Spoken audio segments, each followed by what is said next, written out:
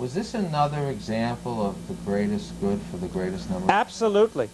Because who the hell gives a damn about this psychiatrist if the whole city of Milan was at risk of not being cleared?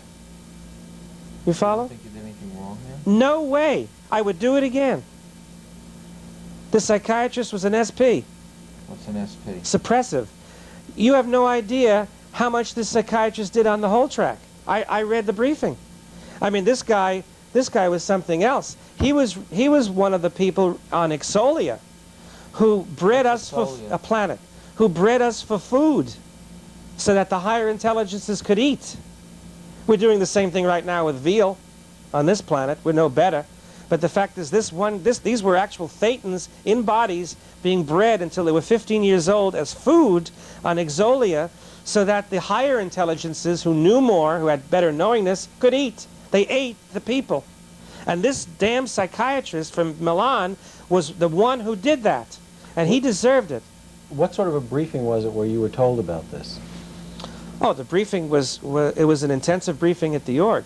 So they came down, the technical team from FLAG came down, and there was very few people in the briefing. It was I had to be there. Actually, they were briefed individually. There were appointments made with individual Scientologists in order to brief them on what they individually had to do to help the third dynamic. And my briefing session involved understanding the why, the hidden why about this psych suppressive, and exactly why it was important for me to do it, because my hat was the way I got Jesus out of the way in the last lifetime. I had to do the same thing basically without getting personally involved in the issue. How would people know that that was part of your whole track? What do you mean? That you had this particular skill, that you had gotten rid of Jesus in that way? Because it was part of my OWs. What do you mean by OW? I wrote them up as overt withholds. What is an OW? An overt withhold is a confessional write-up. It's like a KR, a knowledge report, that you write up to ethics, to HCO, and to your auditor. There's like 4 copies of a OW, you know. So every time you discovered something? Every time you either commit a crime against Scientology or you've discovered some thing you've done to hurt the greatest good for the greatest number of dynamics. Basically, that's the reason for any OW. And what would happen to these OWs? Would they become part of some file? It would be part of CF, Central Files. What about part of your case? Would it become part of your case file? Oh, yeah. Yeah, I would go. My case file was always being reviewed. You don't know how many times the case file was missing because it had to go to INT. Yeah. So, International Management, which was the highest management. That's like WDC INT, actually, particularly. WDC INT is the watchdog committee for international management.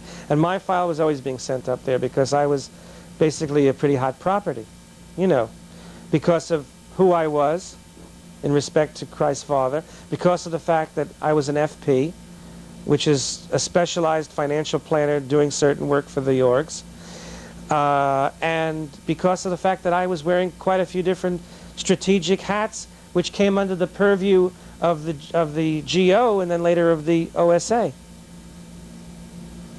Plus the fact that very few people have been briefed by the top-level execs at FLAG about a major project.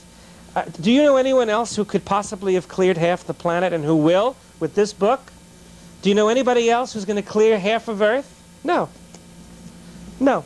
But this book's going to do it, with or without Scientology. The greatest good for the greatest number of dynamics right now, believe it or not, the greatest good is, even if Scientology declares me to be an SP, I'm still going to wear my hat. And I'm still going to be a Scientologist, and Ron is going to be proud of me. Because no matter what happens with some of the flubs that occurred and some of the things that I did in not following my ethics handling correctly, and I admit them, I write up my own OWs now, you know. With that in mind, keeping in mind the importance of what you're doing, let's just think of that and hold it aside for a second. And if you would tell us about the various contacts that Scientology has had with you after your arrest and what it is that you've been instructed to do. Can you tell me that story for a few minutes? Yes. I've been instructed to do an EOC, which is an end of cycle. Meaning? Kill myself. Suicide. When were you first instructed to do that? Well, tell us what happened after you were arrested and then released on bail. Okay. Well, there's the notes right there. But just tell us about it now. Why do you Okay. have these notes? For you. Okay, I asked you to do this, right? Yes, you did.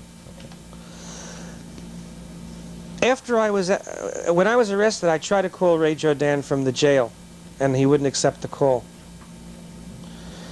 Well, basically, in a nutshell, without going through the 12 pages of notes there, INT management now feels, their position right now is that I could cause Scientology a greater embarrassment than I could possibly do good for them. I disagree with that position. They feel that right now, because I've been arrested, and because there's a flap about this class action lawsuits, that I could cause them the greatest harm rather than the greatest good. Is this what you were told? Yeah, I was told that by Humberto Fontana, the DSA Miami.